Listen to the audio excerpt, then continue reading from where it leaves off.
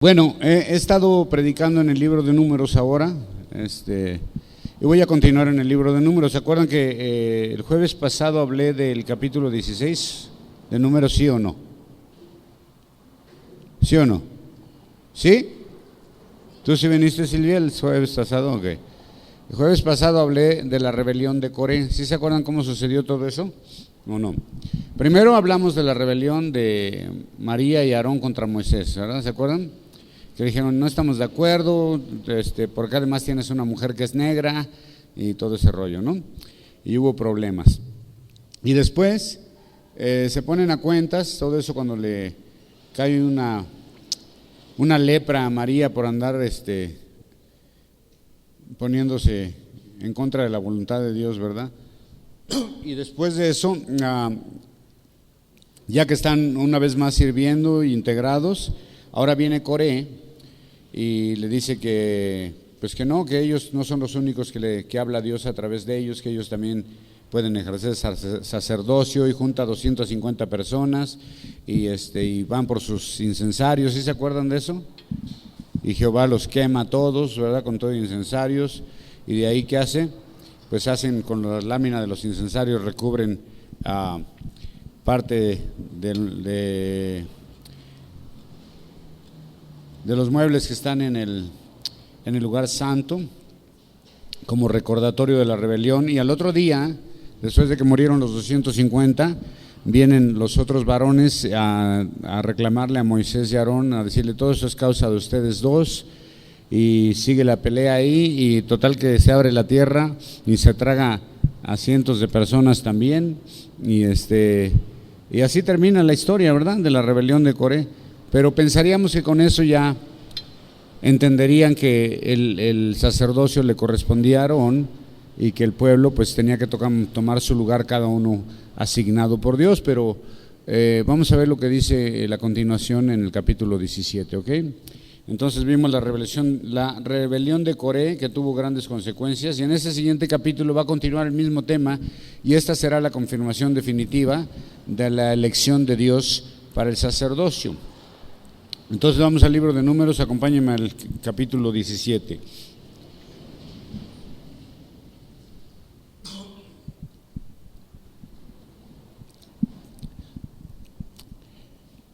Luego habló Jehová a Moisés diciendo, habla a los hijos de Israel y toma de ellos una vara por cada casa de los padres, de todos los príncipes de ellos, 12 varas conforme a las casas de sus padres, y escribirás el nombre de cada uno sobre su vara.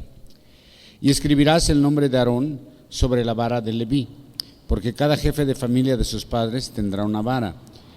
Y las pondrás en el tabernáculo de reunión delante del testimonio, donde yo me manifestaré a vosotros. Y florecerá la vara del varón que yo escoja, y haré cesar delante de mí las quejas de los hijos de Israel, con que murmuran contra vosotros. Y Moisés habló a los hijos de Israel, y todos los príncipes de ellos dieron varas, cada príncipe por las casas de sus padres una vara, en total 12 varas. Y la vara de Aarón estaba entre las varas de ellos.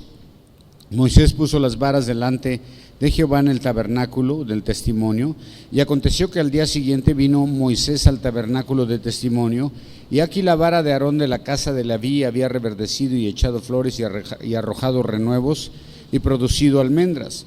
Entonces sacó Moisés todas las varas de delante de Jehová a todos los hijos de Israel, y ellos lo vieron y tomaron cada uno su vara.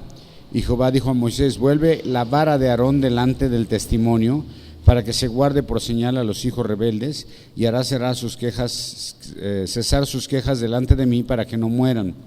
E hizo Moisés como le mandó Jehová, así lo hizo. Entonces los hijos de Israel hablaron a Moisés diciendo, aquí nosotros somos muertos, perdidos somos, todos nosotros perdidos. Cualquiera que se acercare, el que viniera al tabernáculo de Jehová morirá, y acabaremos por perecer todos. Señor, gracias sobre esta porción. Te pedimos que nos ayudes a entenderla, a interpretarla, a guardarla en nuestro corazón, a ponerla por obra en nuestras vidas, Señor, en el nombre de Jesús. Amén. Interesante, ¿no? Todo lo que ha pasado, ¿no? Lepra para María. Tuvo que estar fuera del campamento. Luego viene Coré con 250, todos muertos. Los otros dos varones que eran destacados, varones del pueblo, también que participaron en la revuelta, se los come, se los traga la tierra, a ellos y a toda la gente que los estaba apoyando, se abrió la tierra, se los tragó, hubo muchísimos muertos, pero todavía hay un espíritu de rebeldía, ¿no? Después de la rebelión y de sus grandes consecuencias, una vez más Dios se comunica con Moisés para dar instrucciones según el verso 1, porque el asunto no había terminado, el asunto seguía en pie. Y aunque podríamos pensar que con todo lo que había pasado, ya el pueblo no volvería a cuestionar el sacerdocio elegido por Dios, ni irían con este tipo de quejas delante de Moisés o de Aarón, ¿verdad? Pero Jehová va a agregar algo más a esto, para que de una vez por todas quede bien claro quién era el sacerdocio escogido por Dios.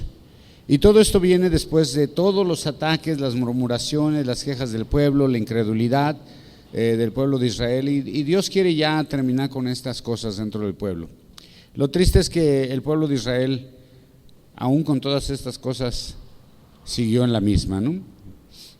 Entonces, el pedido de Moisés a la congregación es que por cada jefe de tribu, es decir, por cada una de las 12 tribus, cada jefe de la tribu debía de tomar una vara, esos son los príncipes, ¿verdad? Debía tomar una vara, y esa vara, obvio, era una vara seca.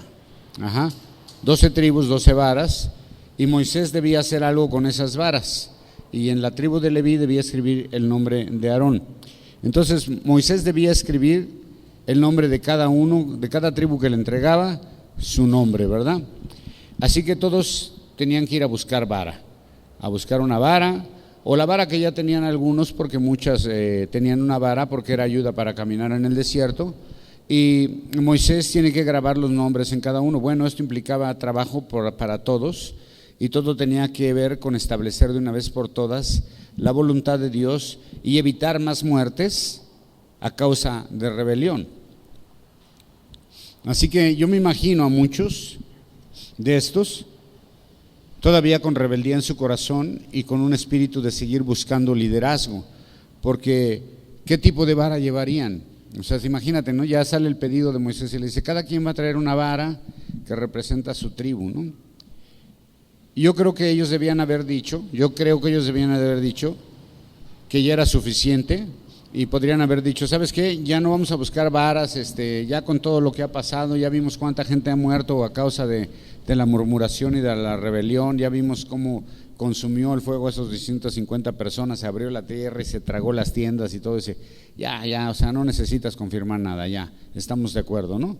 Digo, eso es lo que yo pienso que debieron haber pensado, pero no, esa es mi opinión, implica que aceptar todos una vez más, buscar una vara, de alguna manera todavía esperaban que Dios cambiara su opinión en cuanto a ya lo establecido, ¿no? ¿O no? Todavía estaban así con esperanza de que a lo mejor sí nos toca sacerdocio, a lo mejor sí Aarón lo quitan, no sé, algo así. Todavía había una esperanza de que algunos de ellos pudieran liderar al pueblo, y obvio todavía eso demuestra orgullo en su corazón. Así que me los imagino buscando varas, tratando de buscar varas muy bonitas, o tratando de buscar la mejor vara, como para impresionar a Dios con lo que llevé, ¿no? Imagínate, ¿qué harías tú si de repente Dios te dice, quiero que me traigas una vara porque a través de esa vara voy a confirmar un ministerio para ti? ¿Qué vara traerías? ¿Te pondrías a buscar una vara bonita, la pintarías, la decorarías, o le pondrías unas estrellitas ahí, unos listones de colores, o qué onda? O nomás así la primera vara que encontraras dejas esta.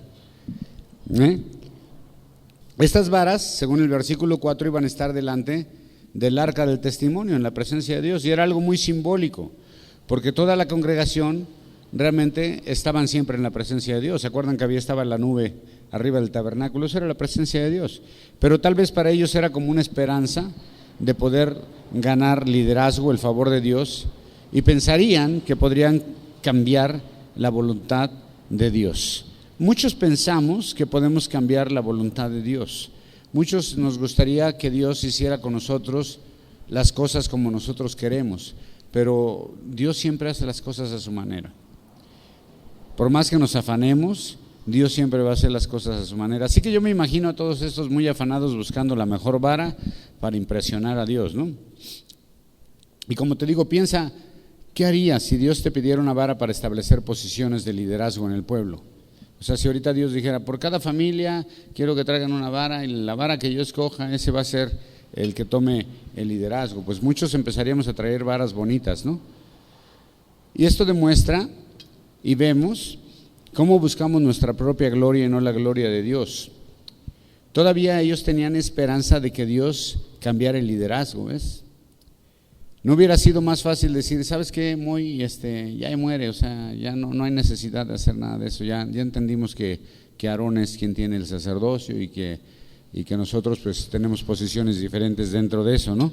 Ya con la mortandad que hubo, ya sabemos el orden de Dios y ya no hay necesidad de esto, ya está más que entendido, le vamos a parar con los chismes, con la murmuración, ya no vamos a venir con quejas, ya no queremos más muertes. Pero no, quieren seguir con la onda, ¿no? Entonces Dios les dice, ya con esto va a quedar confirmado y después de esto no quiero ningún reclamo. Y dice, la vara del varón que yo escoja, ¿qué va a pasar? Va a florecer, ¿no? Florecerá la vara y hará cesar delante de mí las quejas de los hijos de Israel que murmuran contra vosotros. Dame el siguiente también.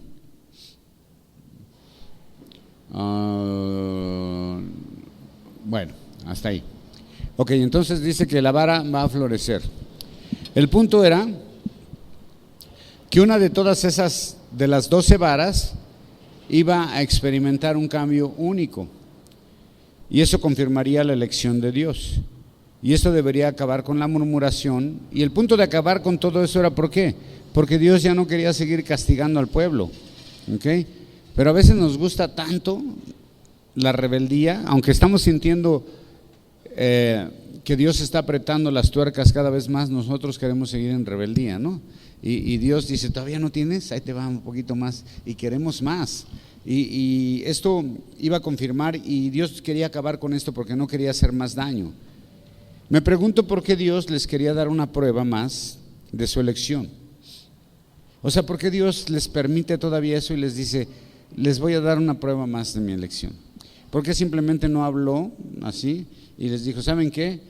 Ya, basta, ¿no? O sea, no quiero más murmuración y al que murmure se muere y ya. Chin. ¿Por qué Dios todavía hace esto, no? Y lo único que puedo ver yo de parte de Dios aquí es la gracia y la misericordia de Dios, dando una oportunidad, ¿a qué? Al arrepentimiento para evitarles más mal. ¿Okay?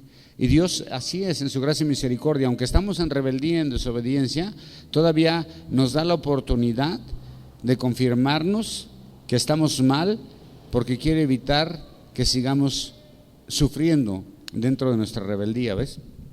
Cuando es rebeldía, cuando hay ese tipo de situaciones en nuestras vidas en contra de la voluntad de Dios, lo único que acarreamos para nosotros es más sufrimiento, ¿ves? Cuando queremos ir en contra de la voluntad de Dios, lo único que podemos acarrear para nosotros es más sufrimiento, porque al final de cuentas la voluntad de Dios nunca va a cambiar. Aunque hay gente que piensa que puede cambiar la voluntad de Dios con solo decir declaro. Eso no puede ser. Dios va a hacer lo que Él quiera hacer. ¿Ok?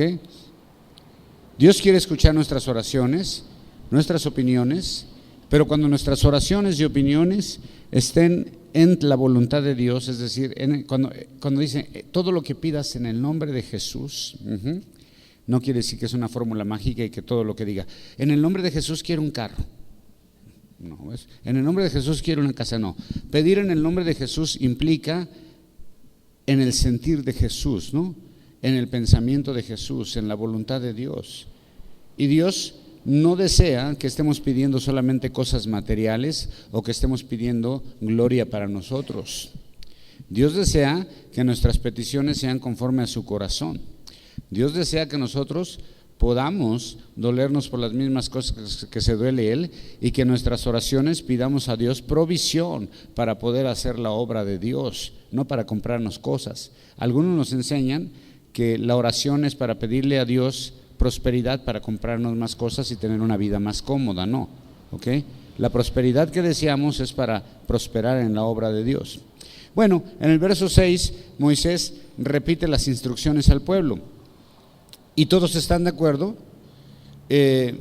Para mí, aunque están cumpliendo con una orden de Dios, sigue revelando orgullo y rebeldía todavía, porque ellos debieron haber reconocido el sacerdocio desde un principio. No tendría por qué estar pasando esto. Esto está pasando por orgullo, porque hay gente que no está de acuerdo y están yendo con Moisés y con Aarón y le están diciendo: ¿por qué nomás ustedes son los sacerdotes? Nosotros también podemos ser sacerdotes, nosotros también hablamos de parte de Dios. Creo que lo podemos hacer mejor que tú.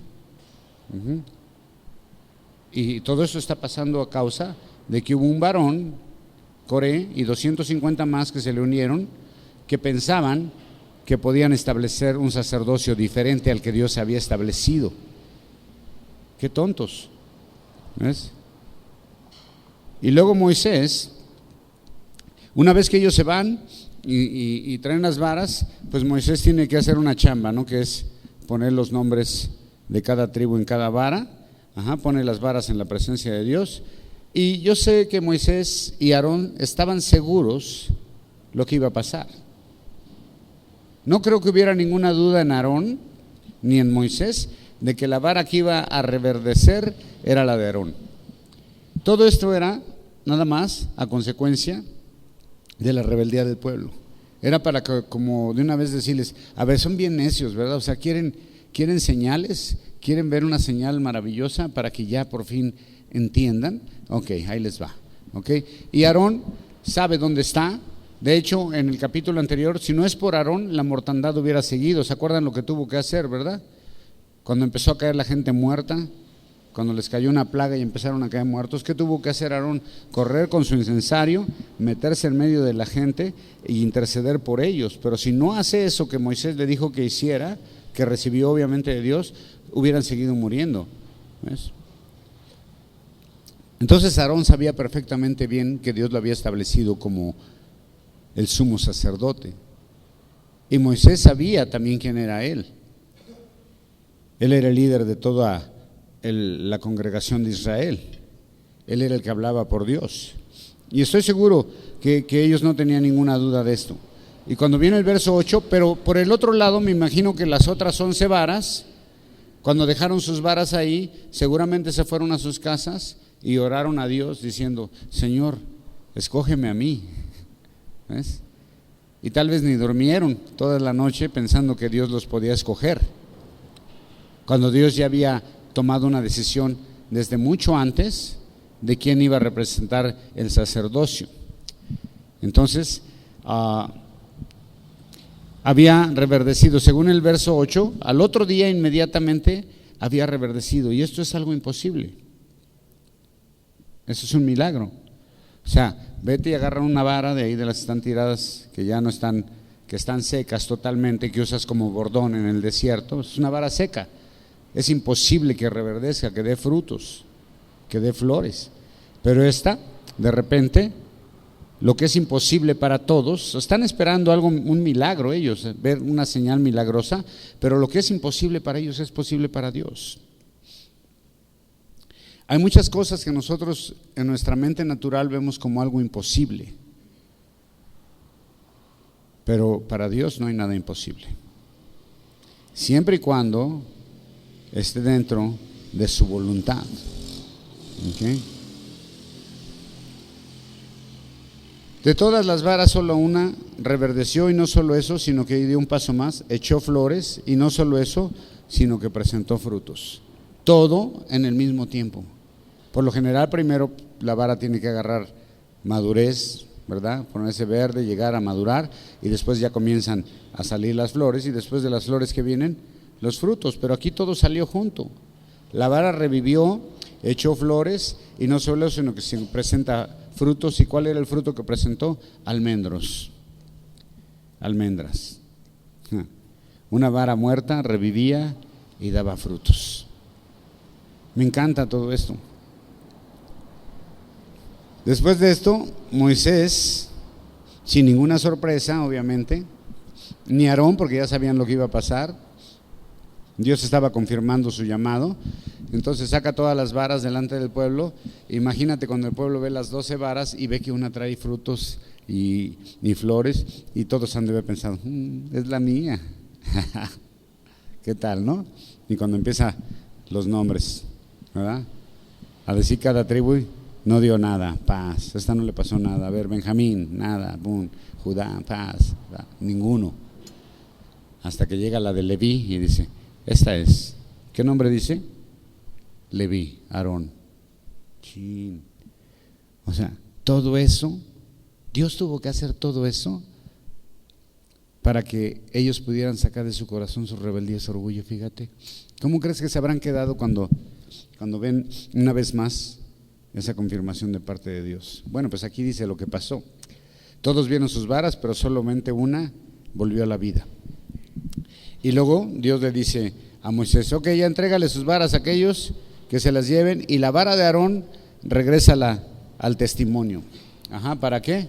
Y Jehová dijo a Moisés, vuelve la vara de Aarón delante del testimonio para que se guarde por señal a los hijos rebeldes, y hará cesar sus quejas delante de mí. ¿Para qué? Para que no mueran. Dios dice, esto va a ser señal para los rebeldes. ¿Qué había en el arca del testimonio? ¿Sí se acuerdan que había? Había 3 cosas, ahora ya había 3 cosas. ¿Qué había? Las tablas, el maná, ¿y qué más? Y la vara. Las tablas, ¿qué pasó con ellas? ¿Se acuerdan por qué las quebró Moisés y las tuvo que volver a hacer? Porque cuando bajó estaban en gran fiesta ya. ¿Qué representa la ley? Rebeldía. ¿Ok? El maná, ¿qué pasó con el maná? ¿Por qué les dio el maná a Dios? Porque se estaban quejando que no tenían comida, ¿se acuerdan? No tenemos comida. Ahí está el maná. ¿Qué representa? Rebeldía. Y ahora la vara de Aarón, ¿qué representa? Rebeldía. Todo lo que estaba en el arca del testimonio representaba la rebeldía del pueblo de Dios. Pero encima de la tapa de la caja que estaba, la tapa que es el ¿qué? Propiciatorio. El propiciatorio quiere decir tapadera, realmente. Era lo que tapaba la rebelión. Pero ¿qué es lo que rociaban encima del propiciatorio? La sangre, de los sacrificios. Se rociaba encima de esa tapadera, y de esa manera Dios ya no veía lo que estaba dentro, sino veía la tapadera, y la sangre que cubría esa rebelión. Y es lo mismo que hizo Jesucristo. Él es nuestro propiciatorio, Él es nuestra tapadera. Él tapa toda nuestra rebeldía, todo nuestro orgullo, porque Dios ya no ve en nosotros eso, todo lo que hay en nuestro corazón, sino lo único que ve es que la sangre de Cristo sobre de nosotros. No es porque eres muy chido, o porque yo soy muy chido, no es por eso, no hay nadie chido. Es nada más por la misericordia y gracia de Dios que estás cubierto con la sangre de Cristo. Dios no quiere que muera nadie, por eso dice, pónmelo ahí para los rebeldes, ¿sí? Que ellos vean, que ellos vean su rebeldía, y con esto tiene que cesar la murmuración y la rebeldía y la incredulidad para que no sigan sufriendo. ¿Okay? Ahora, no vamos a morir por eso, aunque algunos llegan a causa de eso a tener muchos problemas, ¿no? Pero lo que sí podemos tener nosotros a causa de nuestra incredulidad o quejas en contra de Dios o contra la voluntad de Dios, nos puede acarrear otro tipo de situaciones, ¿ves? Y Dios dice, es mi voluntad nada más, es lo que yo establezca y ya. Muchos usan estos capítulos para decir, yo soy el pastor y conmigo no se meta nadie porque se mueren. No es, en este sí están haciendo un contexto en esta forma, pero no lo podemos aplicar ahora sí. ¿Por qué? Porque ya los pastores no son dueños de la gente, ¿ves? Los sacerdotes no son dueños de la gente. Antes había un intercesor, ¿ves? Y ellos tenían que decidir muchas cosas acerca del pueblo, ¿sí o no? ¿Sí? Los sacerdotes de alguna manera tenían que tomar control de las acciones del pueblo y decir esto y esto. Ahora ya no es así. ¿Por qué? Porque todos hemos sido constituidos reyes y sacerdotes. Porque Cuando Jesús murió, a través de su sacrificio, se rasga el velo y todos los creyentes tienen acceso directo a la presencia de Dios. Ya no necesitan ningún intermediario, ¿okay? Pero algunos abusan de estas porciones de la Biblia para decir, yo soy la autoridad. Por ahí había antes un hermano que siempre se refería a mí como la autoridad, y cómo me caía mal eso, de veras. No, es que nuestra autoridad, ¿verdad, señor pastor? Usted es la autoridad. Yo no soy autoridad, ¿sí me entiendes? Eso no existe. Muchos pastores usan esto para señorear de las ovejas, ¿ves? Yo soy la autoridad. De hecho, hace poco pues el día que te casaste, mi querido, me encontré por ahí un pastor y íbamos a tu boda los dos. Íbamos a tu boda los dos y estábamos ahí. Y entonces sucedió una situación ahí medio chistosa. Y algo dije yo de la autoridad, pero obviamente de la autoridad civil yo estaba hablando, ¿verdad? Entonces la esposa del pastor me dijo, ¿pero cuál autoridad? Si él es la autoridad. Dije, wow, o sea, ¿autoridad de qué? ¿Sí me entiende? O sea, todos somos creyentes iguales, todos estamos igual de cerca de Dios. Hay gente que viene y me dice, pastor, ore, para que usted también puede orar por lo mismo. ¿Sí me entiendes? Yo no estoy más cerca de Dios que ustedes. Todos estamos en el mismo nivel, ¿sí? Nada más tenemos diferentes funciones y responsabilidades, eso es todo, ¿ves? Pero ni yo soy su papá, ni soy su dueño, ni tiene que consultarme a mí para ver que si compra productos de Procter & Gamble y que eso, porque, no, esos son del diablo y que quién sabe qué, o sea, y que no compren del maestro limpio, porque ahí dice, mire, maestro impío, ¿verdad? ¿Te acuerdas? Eso lo dijo por ahí un pastor, que es una tontería. Eso enseñan en las iglesias, eso es una tontería. En mi experiencia personal, y perdón, a lo mejor esto ni lo voy a tener que subir a la red, pero en mi experiencia personal, yo me acuerdo cómo viví yo la autoridad de un pastor, ¿no? O sea, él fue a mi casa, me quemó toda mi colección de discos, me quemó mis libros, me tiró mis chamarras de piel con escudos que tenía como 15, me las tiró, y yo por querer agradar a Dios y como era en ese entonces nuevo en todo esto, pues dije, no, pues está bien, pues si así Dios me va a amar más, pues bueno, ¿verdad? Eso es una tontería, hermanos, no es la Inquisición. Pero hay pastores que siguen usando estas porciones de la Biblia, porque si vas en contra de mí, te traga la tierra, ¿ves? ¿Sí me entiendes? Y señorean y asustan a las ovejas, ¿ves? Yo solamente estoy enseñando la palabra de Dios, les estoy dando la palabra de Dios para que usted reflexione en ella y la aplique a su vida, pero no soy el dueño de su vida, ni soy su papá, de verdad. Así debe de ser. Hay pastores que señorean de sus congregaciones. Y he escuchado historias terribles, ¿no? Pero bueno, hasta ahí. Entonces, aunque yo soy el pastor de esta iglesia, soy igual que todos ustedes, estoy igual de cerca de Dios que todos ustedes. Y así como a Dios me escucha a mí, le escucha a cada uno de ustedes. Es muy difícil para uno decir que doy consejería. La consejería está en la Biblia. El único admirable consejero, príncipe de paz, es Jesús. Si usted quiere saber el consejo de Dios, estudie la Biblia, obedezca a Dios. Si quiere ver buenos días en su vida, obedezca a Dios, obedezca a los mandamientos. Cuando la gente viene, es porque algo hicieron mal. No hay otra. ¿Ves?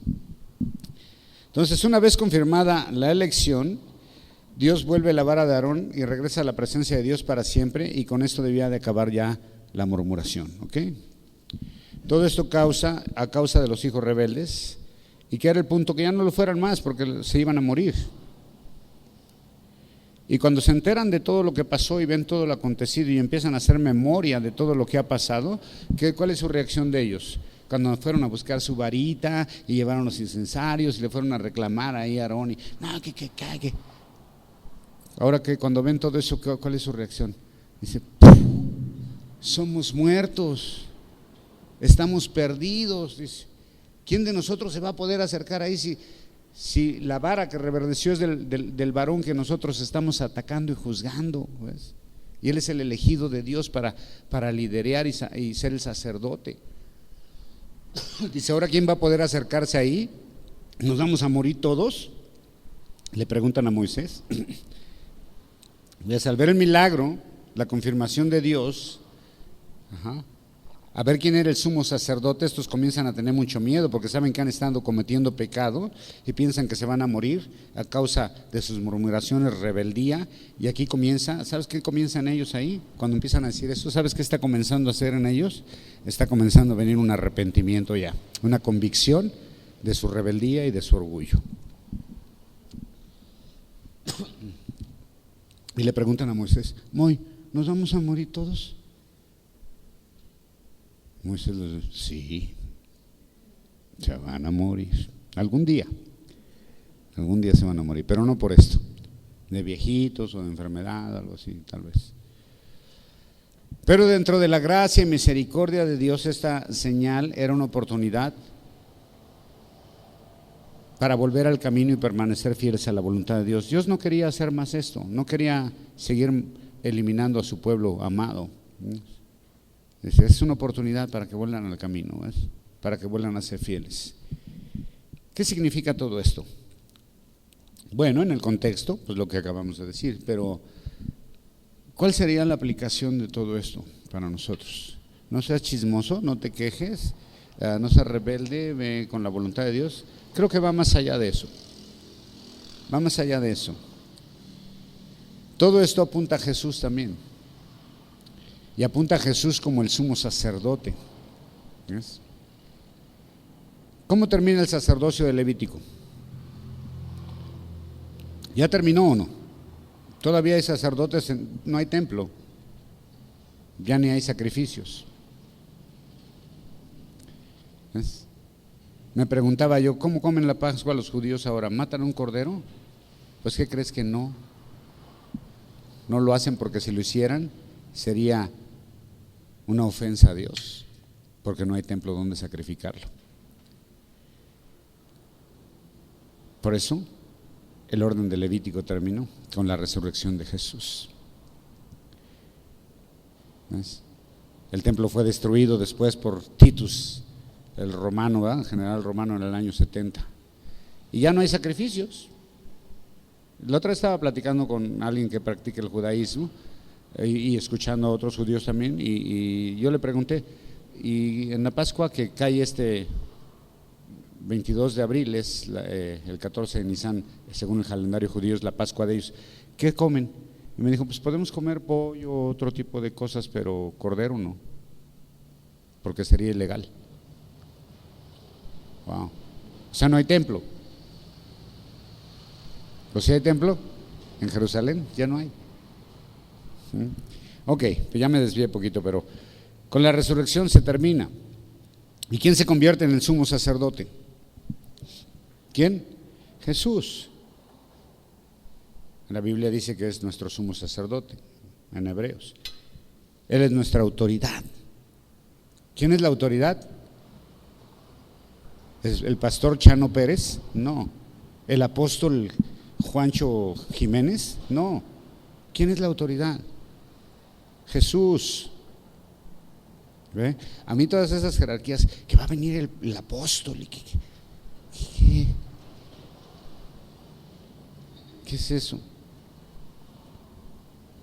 ¿Sí me entiende? ¿Y sabe quién tiene la culpa de eso? La misma gente que los idolatra y los ve así como, ay, Cash Luna.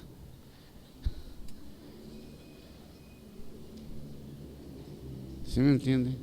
Todos los hombres y mujeres del mundo, todos los hombres y mujeres del mundo, incluyendo el Papa, son pecadores.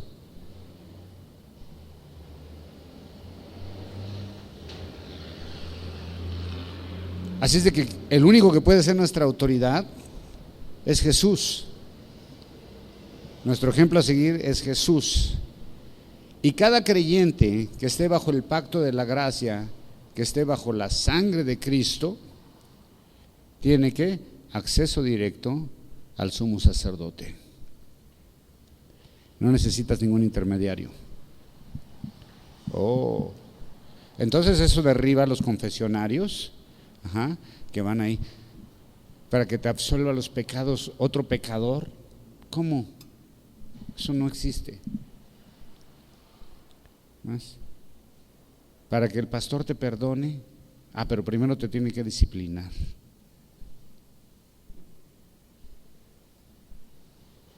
Existe un orden y hay consecuencias, ¿sí? Pero no son castigos. Hay muchos pastores que son así, ¿no? Disciplina.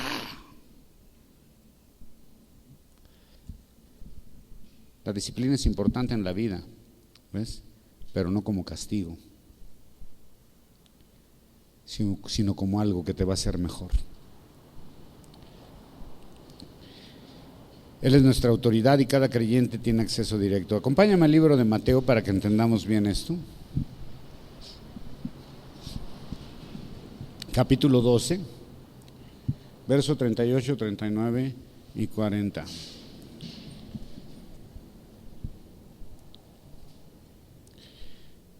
Y antes de decir esto, la verdad a mí ese tipo de liderazgo, de soy la autoridad, yo soy el pastor, yo soy el ungido. ¿Han oído algún pastor alguna vez decir, cuidado con que levantes la mano contra el ungido de Dios? ¿Sí? ¿Sí? Pues ningún pastor es ungido de Dios. El ungido de Dios del cual está hablando ahí era Saúl. ¿Ok?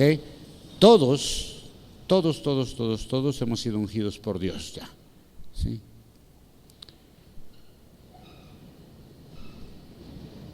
No hay títulos exclusivos. Yo soy el ungido.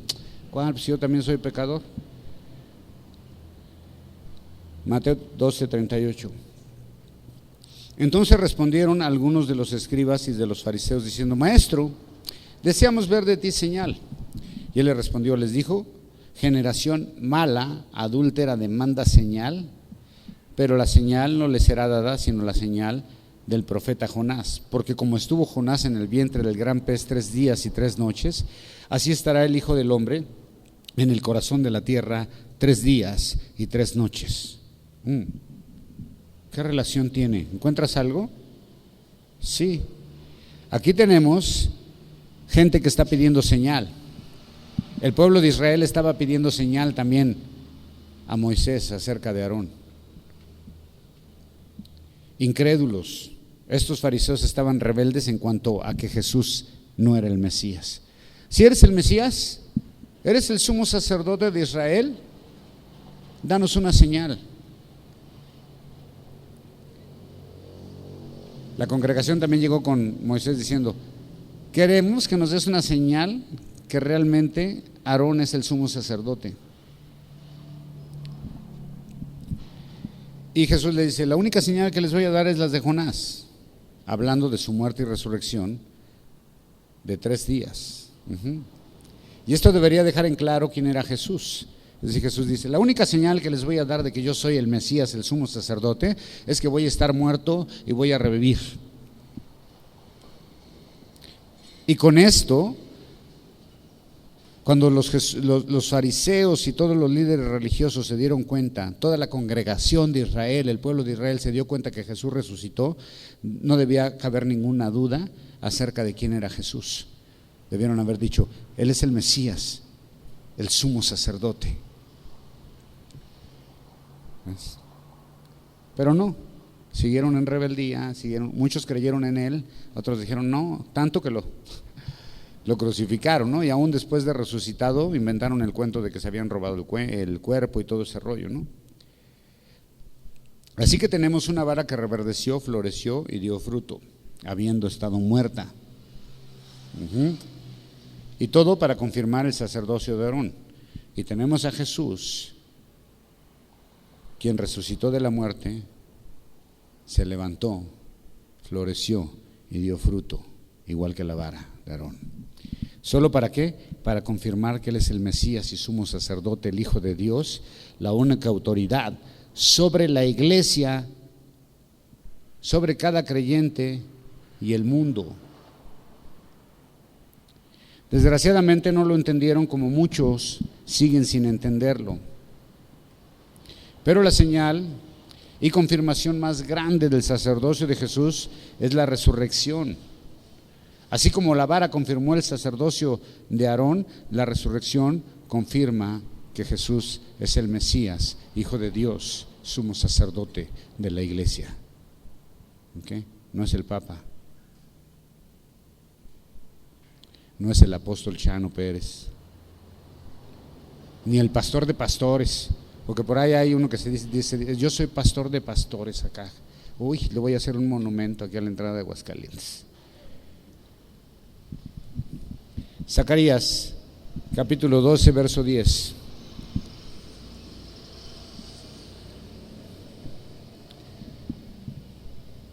Y como si ser pastor fuera algo muy chido, así.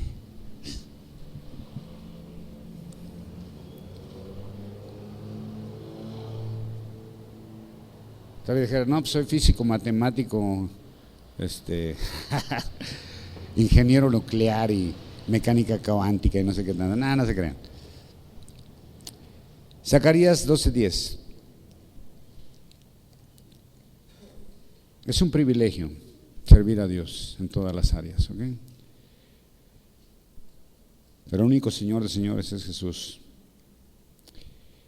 Zacarías 12:10, y derramaré sobre la casa de David y sobre los moradores de Jerusalén espíritu de gracia, de oración, y mirarán a mí, a quien traspasaron, y llorarán como se llora por un hijo unigénito, afligiéndose por él como quien se aflige por el primogénito.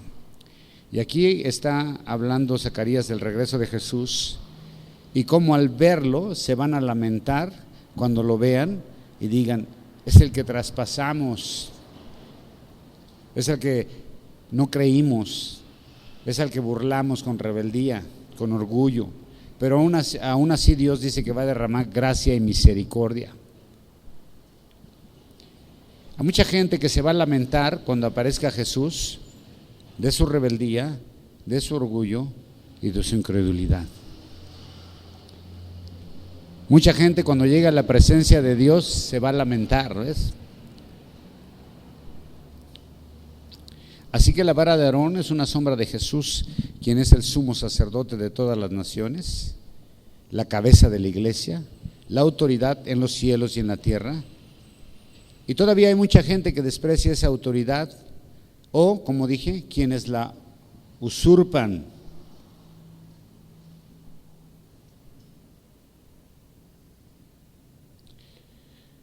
Y toman el lugar de Jesús como la autoridad máxima en la iglesia.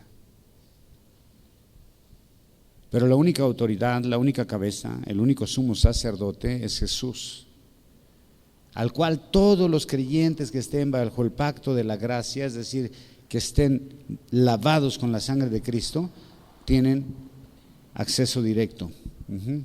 Dice, por eso podemos entrar ¿cómo? Con mucho miedo delante de la autoridad. No, confiadamente ante el trono de la gracia. Si podemos entrar confiadamente ante el trono de la gracia, podemos entrar confiadamente delante del pastor. Pues claro, hay gente que le tiene más miedo al pastor que a Jesús. Hay gente que le tiene más miedo a un pastor que a Dios. Sí, te presento unos cuantos si quieres.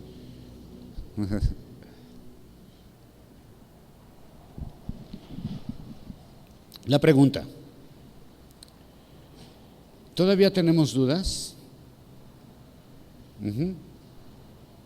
¿Todavía somos murmuradores, quejosos de la voluntad de Dios? ¿Queremos tomar la autoridad de Jesús? ¿O en verdad ya nos hemos rendido a su gracia y misericordia? ¿Qué opinas? ¿Estamos entre los rebeldes? ¿Sabes que todos fuimos rebeldes alguna vez? Y seguimos siendo rebeldes. Y eso solamente por la sangre de Cristo que Dios tiene gracia y misericordia para nosotros. Es solamente por eso. ¿Okay? Entonces, pues, gracias a Dios, ¿no? Porque Jesús resucitó, reverdeció floreció y dio frutos. ¿Tan solo para qué? Para confirmar que tú y yo podemos entrar en el trono de la gracia confiadamente, que estamos salvos y tenemos vida eterna. Amén. Da un aplauso bien fuerte al Señor. Dios te bendiga, hermano. Dios los bendiga a todos.